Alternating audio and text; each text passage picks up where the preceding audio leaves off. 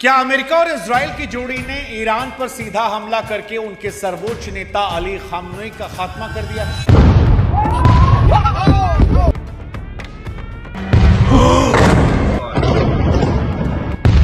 Fox News can confirm that Iran's the Ayatollah Khamenei is dead. क्या Donald Trump और Netanyahu ने अपने सबसे बड़े दुश्मन को मौत के घाट उतार दिया है? और अगर उतारा है तो क्या दुनिया में अब शांति आएगी या फिर पूरी दुनिया एक ऐसी आग में झोंक दी जाएगी जिसका अंत क्या होगा वो किसी को नहीं पता।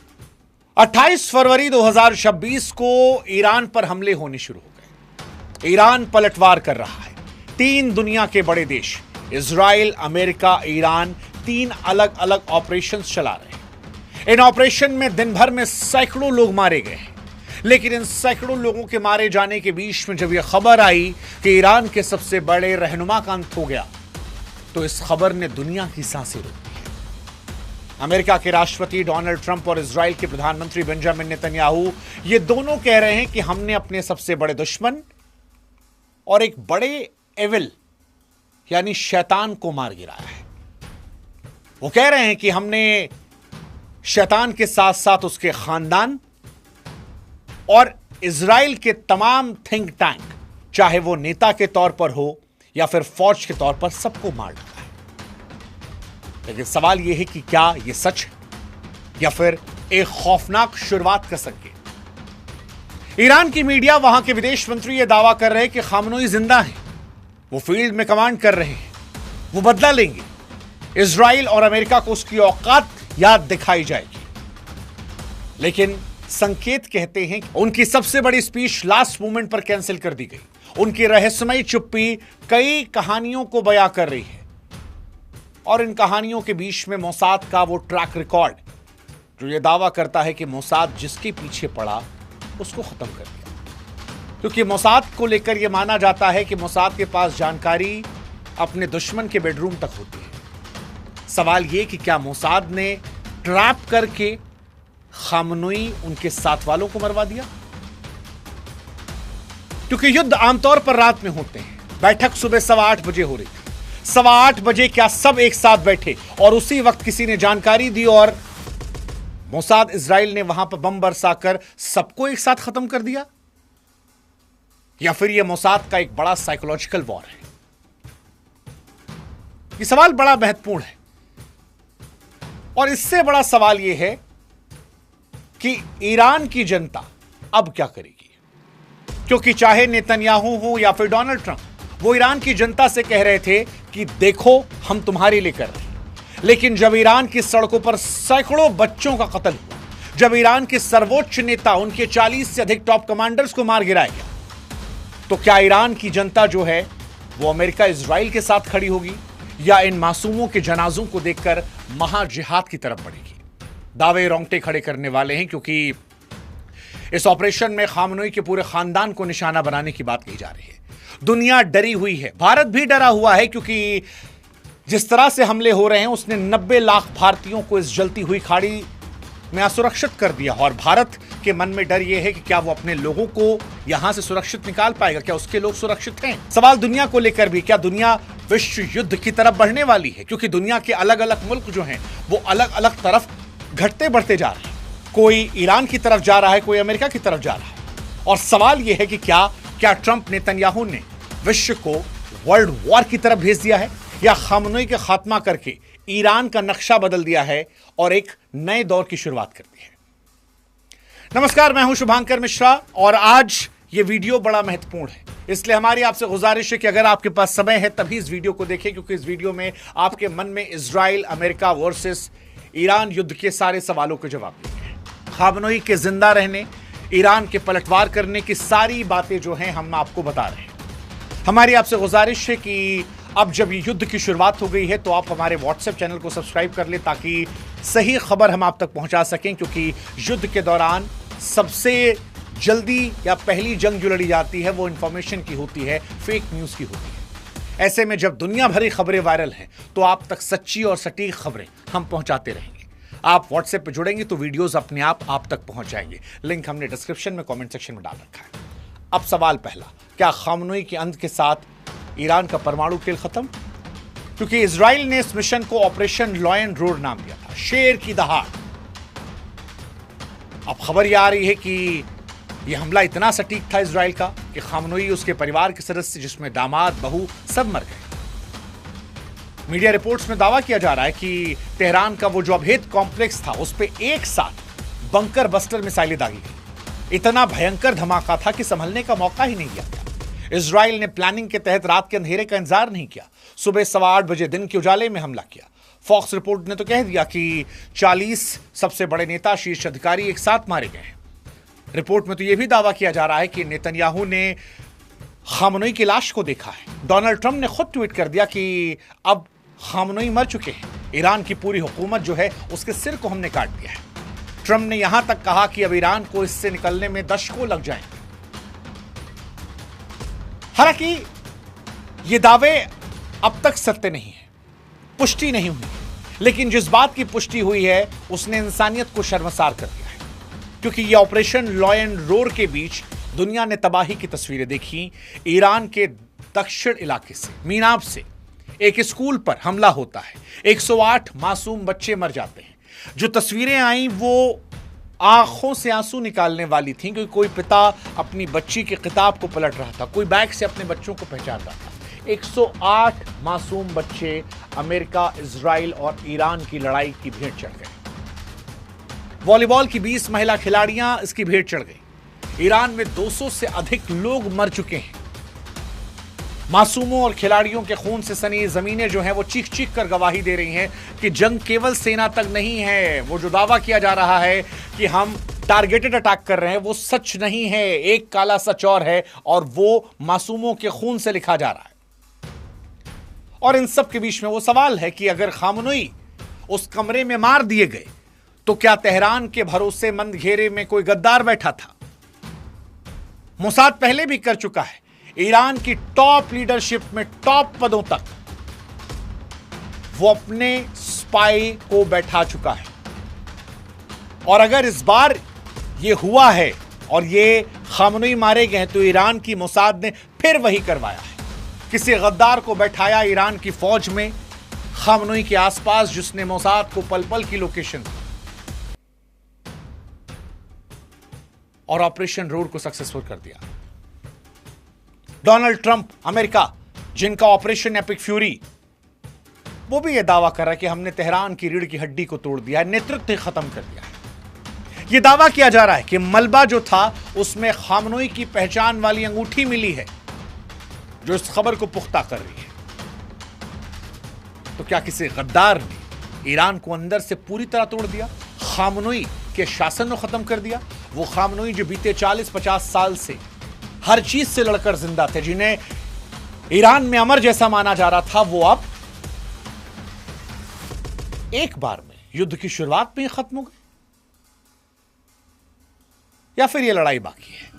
फतेह खबर बाकी है। खामनोई की मौत के दावे अधूरे हैं। देखो, ईरान ने पलटवार तो किया है, खामनोई जिंदा हैं या मर गए ये पता नहीं, लेकिन ईरान ने प्रतिशोध में पलटवार किया और नाम दिया है फतेह खैबर। ईरान के रिवॉल्यूशनरी गार्ड ने जब प्रतिशोध का बटन दबाया तो 400 से अधिक बैलिस्टिक मिसाइलें और सुसाइड ड्रोन जो हैं वो आग के गोलों की तरह आसमान में उड़े। ईरान का संदेश साफ था कि अगर हमारे घर पर हमला करोगे तो दुनिया में कोई सुरक्षित नहीं है।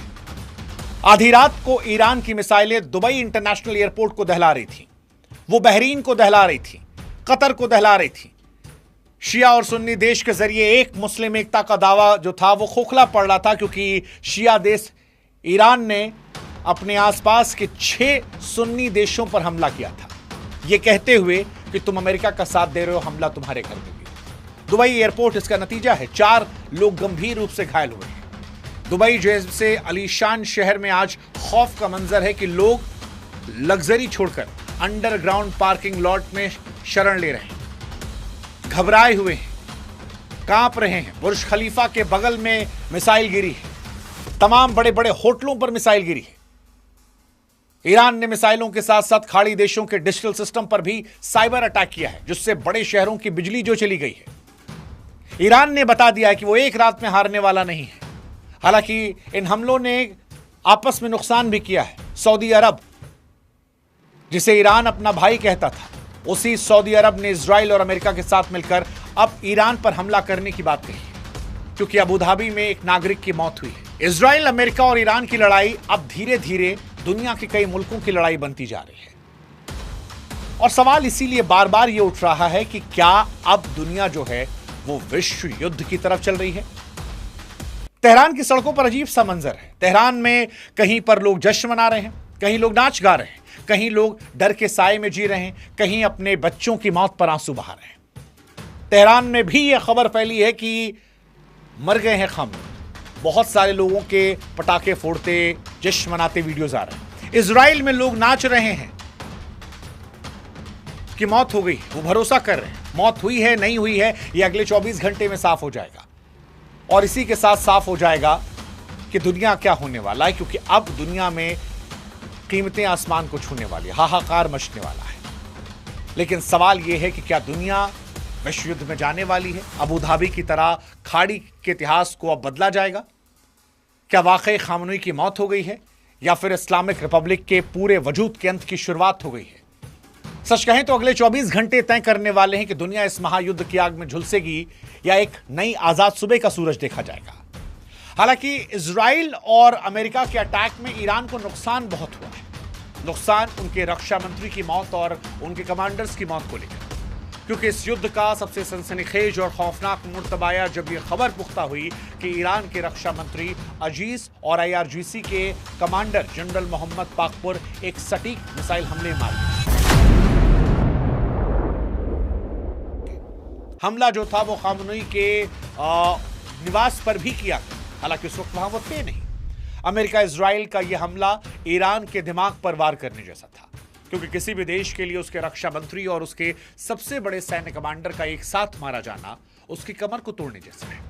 इजराइल ने यह मान लिया है कि अगर नेतृत्व को खत्म कर दिया तो ईरान की सेना बिना किसी दिशा के बिखर जाएगी। हालांकि हकीकत इसके उलट भी हो सकती है। ईरान में इन दो नेताओं की मौत को महान शहादत की तरह पेश किया जा रहा है, और तेहरान की सड़कों पर सिर्फ दुख नहीं, एक आक्रोश भी दिख रहा है, क्योंकि जब किसी भी देश में बड़े सेनापतियों के जनाजे निकलते हैं तो वहां की जनता अक्सर अपनी सरकार की कमियों को भूलकर दुश्मन के खिलाफ चट्टान बन जाती है। डोनाल्ड ट्रंप जिस ईरान को अंदर से तोड़ना चाहते हैं, यहां पर उस ईरान की जनता पर दुनिया की निगाहें हैं कि क्या इनकी मौत ने उसे एकजुट तो नहीं कर दिया? क्या ईरान का नेतृत्व उन लोगों के हाथ में जाएगा जो पहले से कहीं ज्यादा कट्टर आत्मघाती हो सकते हैं? यह खूनी खेल अब एक ऐसी व्यक्तिगत दुश्मनी में बदल चुका है जिसका अंत शायद किसी महाविनाश के नाम पर होगा, जिसकी भयावता आगे आने वाले समय में आपको दिखेगी। लेकिन इससे पहले एक सवाल कि क्या डोनाल्ड ट्रंप ने जो वेनेजुएला के साथ धोखा किया था वही धोखा ईरान के साथ किया? शांति के सफेद झंडे के नीचे खूनी खंजर। सवाल महत्वपूर्ण यह है कि यार यह हमला हुआ अचानक से या पहले से तैयारी थी? वॉशिंगटन में, यरूशलेम में कई जानकारी कहते हैं कि पिछले 1 महीने से डोनाल्ड ट्रंप ने पूरी दुनिया के साथ एक छलावा किया, जिसकी मिसाल इतिहास में नहीं मिलती। जब दुनिया को ओमान के जरिए मीठी खबरें दी जा रही थी कि अमेरिका और ईरान के बीच एक पीस डील होने वाली है, युद्ध नहीं होगा, तब माना जा रहा है कि ट्रंप और नेतन्याहू हमले के उन ठिकानों को मार्क कर रहे थे, निशान लगा रहे थे जिन्हें तबाह करना था, और इसी वजह से पहले दिन ही हमले में रक्षा मंत्री को और उनके टॉप कमांडर को मार गिरा। क्या इस शांति के नाटक का मकसद ईरान को धोखे की नींद सुलाना था, ताकि वो थोड़ा इजी हो जाए, एयर डिफेंस सिस्टम को थोड़ा ढील कर दे, और जैसे ही ढील करे उसी वक्त एक साथ मिसाइल लॉन्च कर? क्या दोहरे चेहरे ने ईरान के भरोसे की पीठ में खंजर घोंपा है? उसे शुरुआत में संभलने का एक पल नहीं मिला, और इसी वजह से ज्यादा तबाही जो है वो ईरान में पहले दिन हुई। डोनाल्ड ट्रंप भरोसे का हथियार के तौर पर इस्तेमाल वेनेजुएला में भी करके आए थे। वहां पर भी वो डील डील डील करते थे, और उसके बाद सबने देखा कि उन्होंने वेनेजुएला में क्या किया। हालांकि अब यह छलावा खुल चुका है, इसीलिए शायद ईरान ने कहा है कि हम अमेरिका के अहम पर चोट करेंगे। वो जो ग्रेट अमेरिका है उसे आज दुनिया के सामने एक्सपोज कर देंगे, और अमेरिका में आने वाली नस्लें याद रखेंगी। ये ईरान की तरफ से कहा गया है, और कहना इसलिए पड़ रहा है क्योंकि मीनाब स्कूल पर हमला हुआ, मासूमों का खून।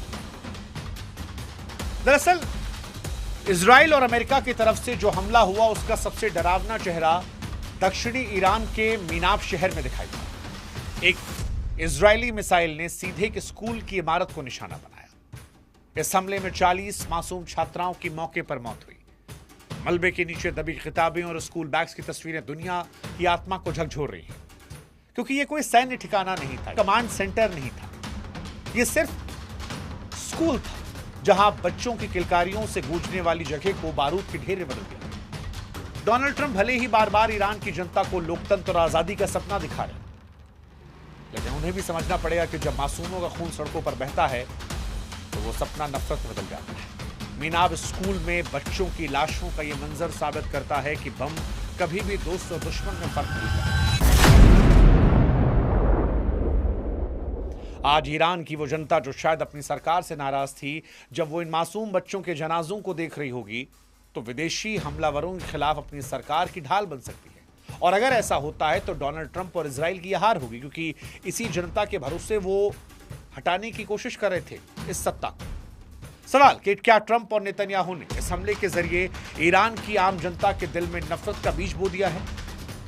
यह नरसंहार इतिहास के काले धब्बे के तौर पर याद रखा जाएगा, जिसने साबित किया कि सत्ता के भूख में मासूमों की जाने कोई कीमत नहीं। और वैसे भी इजराइल पर पैलेस्टीन में बच्चों को मारने के आरोप लगते रहते हैं। अब ईरान में भी बच्चों को मारने के आरोप। क्या ईरान में जो नाराज जनता है वो इससे और नाराज हो जाएगी और अपनी सरकार की नाराजगी को भुलाकर इनके खिलाफ हो जाएगी? ये इस कहानी के सबसे महत्वपूर्ण पहलू रहने वाला है। हालांकि भारत के दृष्टिकोण से इजराइल अमेरिका वर्सेस ईरान का युद्ध 90 लाख लोगों की जिंदगियों का युद्ध, जो वहां फंसे हैं खाड़ी देशों में। और सवाल यह है क्या दिल्ली बचा पाएगी? क्योंकि भारत के लिए युद्ध किसी टीवी स्क्रीन पर चलने वाली फिल्म नहीं है, यह हमारे अपनों के अस्तित्व की लड़ाई है। खाड़ी देशों में 90 लाख भारतीय हैं, उनकी जान पर आज सीधा खतरा मंडरा रहा है। जैसे ही ईरान की missile Dubai, Qatar, Abu Dhabi के पास गिरने लगी, भारत सरकार की सांसें भी अटकी हैं। आनन फानन में ऑपरेशन सिंधु की घोषणा की गई। यह शायद मानव इतिहास का सबसे बड़ा, सबसे खतरनाक रेस्क्यू मिशन हो सकता है अगर ये जंग आगे बढ़ी। एयर इंडिया ने पहले ही अपनी तमाम उड़ानें रद्द कर दी, क्योंकि मिडिल ईस्ट का आसमान अब नागरिक जहाजों के लिए मौत का रास्ता बन गया है। भारत के सामने सबसे बड़ी चुनौती है इन 90 लाख लोगों को समुद्र के रास्ते वापस लाना।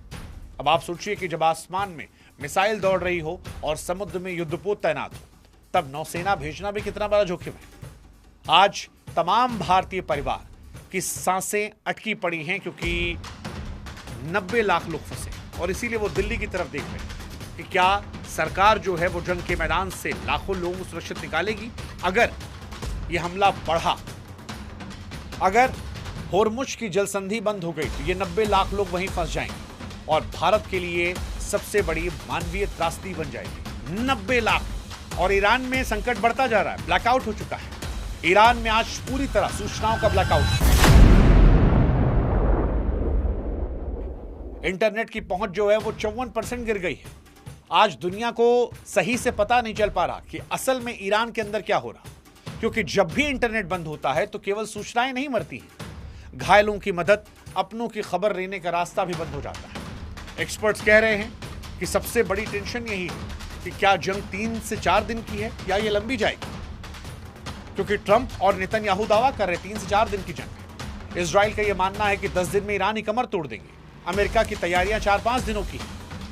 लेकिन युद्ध जो है वो कभी घड़ी की सुइयों के हिसाब से नहीं चलता, और यह हमने रूस यूक्रेन में देखा है, जहां 4 साल हो गए लड़ते हुए। ईरान का भूगोल और उसके गोरिल्ला युद्ध की ताकत 10 दिन के टाइमर को हफ्तों और महीनों में बदल सकती है।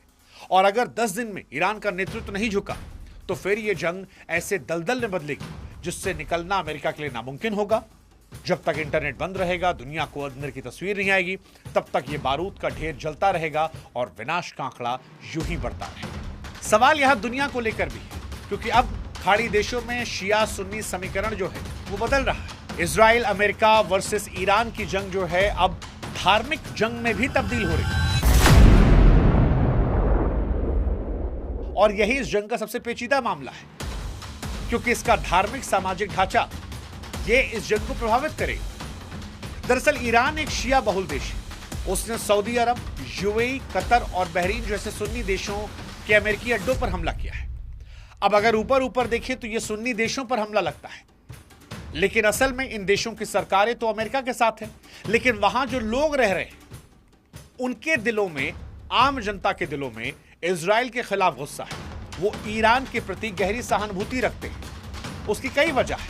एक वजह है गाजा में जो हो रहा है वो हमेशा इजराइल के खिलाफ है। दूसरा, ईरान एक मुस्लिम बहुल देश है। सुन्नी लोगों की अपनी समस्याएं हो सकती हैं शिया लोगों से, लेकिन जब बारी इजराइल की आती है वहां पर वो ईरान के साथ खड़े हैं, जबकि इनका मुल्क और इनके मुल्क के हुक्मरान जो वो अमेरिका के साथ खड़े हैं। ऐसे में क्या इन देशों में भी लोगों में आक्रोश देखने को मिल सकता है? और जब ईरान की मिसाइलें इन देशों की तरफ बढ़ रही हैं तब क्या होगा? क्या ये लोग अपनी सरकार पर भी दबाव बनाएंगे? क्योंकि जो मिसाइलें ईरान इजराइल की तरफ बढ़ा रहा है उस पर ये जश्न मना रहे हैं, लेकिन ये लोग अपने देश पर मिसाइल गिरने पर क्या अपने मुल्क के हुक्मरान पर दबाव बनाएं, अमेरिका से दूरी बनाएं? और अगर अमेरिका से वो दूरी बनाते हैं तो क्या अमेरिका के लिए जंग और मुश्किल हो जाएगी? क्योंकि अमेरिका इन्हीं जगहों से तो लड़ रहा है। ट्रंप और इजराइल की सबसे बड़ा संकट है कि वे उन सरकारों के भरोसे हैं जिनके पास अपनी जनता का समर्थन है। अगर युद्ध लंबा खिंचा तो सुन्नी देशों की हुकूमतों को अपने लोगों के विद्रोह का सामना करना पड़ सकता है। और ये संकट और बड़ा हो जाएगा अगर होर्मुज की जल संधि और तेल का खेल हो गया, जो दुनिया की अर्थव्यवस्था पर ताला लगा देगा। दरअसल अमेरिका इजराइल वर्सेस ईरान की जंग में ईरान के पास दुनिया की रफ्तार रोकने का सबसे बड़ा हथियार होर्मुज की जल संधि है, और इसे महज एक समुद्री रास्ता समझना बहुत बड़ी भूल है। ये पूरी दुनिया की सांस लेने वाली नली, जहां से हर रोज करीब 2 करोड़ बैरल कच्चा तेल गुजरता है। ईरान ने साफ कर दिया है कि अगर उस पर हमले नहीं रुके तो वो इस रास्ते को मिसाइलों और माइंस के जरिए पूरी तरह सील कर देगा। और अगर ऐसा होता है तो ये पूरी दुनिया की अर्थव्यवस्था के लिए मौत का वारंट होगा, क्योंकि जब तेल की सप्लाई रुक जाएगी तो कीमतें जो हैं वो 200, 250, 300, 400 डॉलर प्रति बैरल के पार जाएंगी, और उसका असर पूरी दुनिया पड़ेगा। भारत में भी हर घर में इस बजट का असर पड़ेगा। पेट्रोल डीजल की कीमतें आसमान छू जाएंगी। महंगाई का ऐसा तांडव होगा जिसकी कल्पना भी डरावनी है। डोनाल्ड ट्रंप भले ही सैन्य रूप से खुद को विजेता कहें, लेकिन अगर दुनिया महामंदी में गई तो फिर उनके हाथ में भी सर राख बचेगी। और इन सारी चीजों को देखते हुए Israel plus America versus Iran की लड़ाई में रूस और चीन की खतरनाक चुप्पी जो है वो परेशान कर रही है।